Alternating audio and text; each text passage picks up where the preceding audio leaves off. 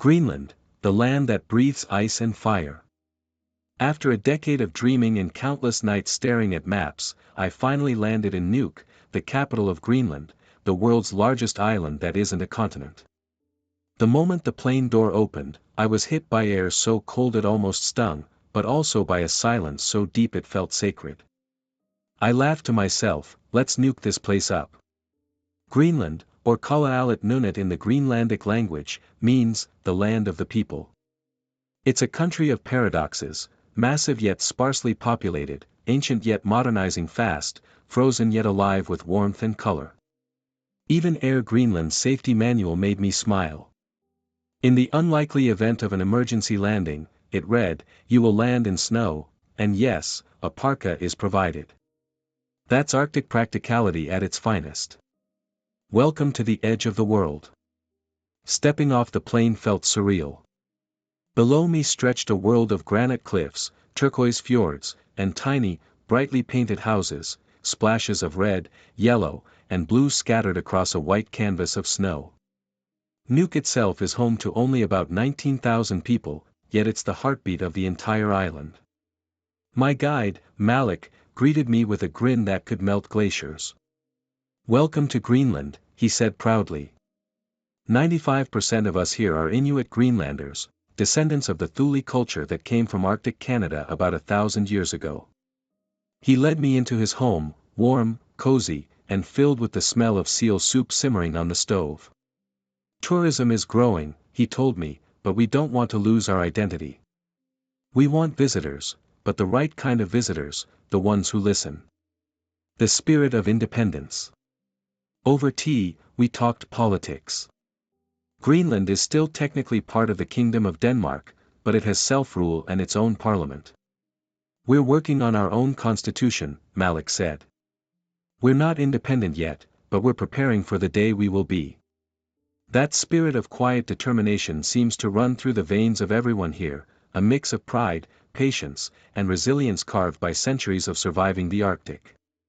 Exploring Nuuk, the modern Arctic. Nuuk surprised me. It's not a frozen outpost, it's a small but vibrant city where tradition meets progress. There are coffee shops, art galleries, and even Greenland's first shopping mall, Nuuk Center, built in 2012. It sits right below the Parliament building, symbolizing how modernity and governance literally rest on Inuit tradition. The streets are peaceful, the traffic nearly non-existent, and the views, unreal. I ran to the famous Hans Egede statue, perched high above the harbor. The Norwegian missionary who founded Nuuk in 1728 watches over the city like a silent guardian. From there, you can see the icy fjord stretch out toward the North Atlantic, dotted with icebergs drifting like lost ships. Nearby stands a lesser-known wonder, the goddess of the sea statue, inspired by Sedna, the Inuit sea spirit. Local legend says that Sedna controls the sea animals and punishes hunters who disrespect nature. To find her, you have to trek through snow and stone. When I finally reached her, wind whipping my face, I understood why she's so revered. Language of ice. Greenlandic, I learned, is one of the most complex languages on Earth. It's polysynthetic, meaning a single word can be an entire sentence. Malik laughed as he taught me. Tikilluarit. Welcome. Tikilluaridipak. You are now welcomed. Each word feels like a song made of wind and snow. Life, food, and culture.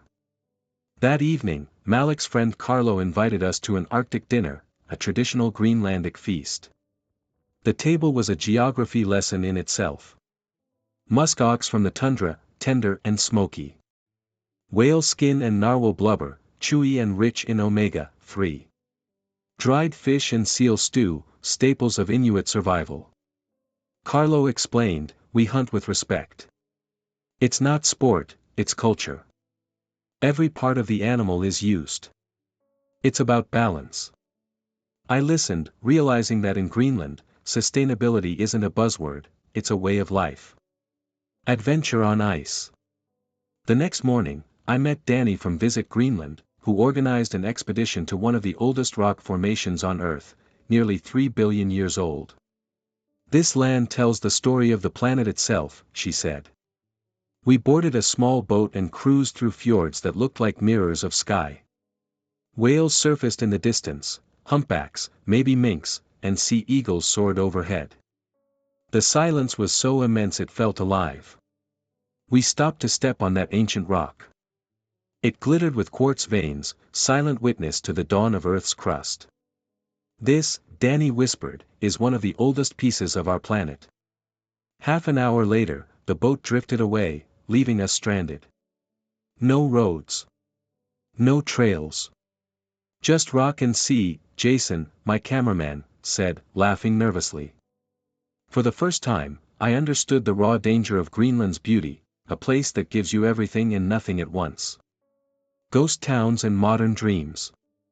Later, we visited Kangek, an abandoned fishing village. Once home to hundreds, it now stands empty, its wooden houses frozen in time. Locals use them as summer retreats, but during winter, Kangek belongs to the wind and the memories. As we explored, I felt the weight of history, the resilience of those who had lived and hunted here long before the modern world even knew this place existed. Back in Nuuk, I visited Atlantic Music, the country's only major record label. There, I met Frederick Elsner, a musician blending rock with Greenlandic tradition. Our language is part of our identity, he told me. When I sing in Greenlandic, I'm singing for my ancestors. His music sounded like the Arctic itself, haunting, hopeful, and vast. Riding the Arctic wind. My final adventure was with the Kamatut Snowmobile Association. We sped through the mountains, engines roaring against the wind, snow swirling like silver dust. Along the route, we stopped at small wooden shelters, stocked with food, blankets, and even notebooks for travelers to leave messages. Inside one, someone had written, "If you are reading this, you are alive. Take a moment. Look outside. This is what the earth looked like before cities." And so I did. The horizon burned pink under the setting Arctic sun. Goodbye, Greenland. On my last morning, I met Malik again at the airport.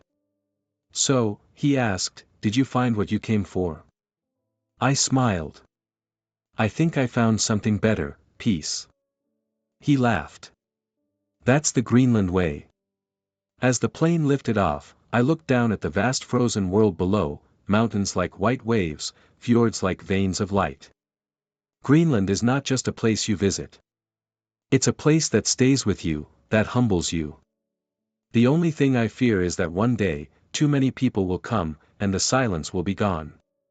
Until then, Greenland remains what it has always been, the heart of the Arctic, where the world feels raw, alive, and infinitely beautiful. Because here, in the land of ice and fire, the earth still whispers in its oldest language, and if you listen closely, you can almost hear it breathe.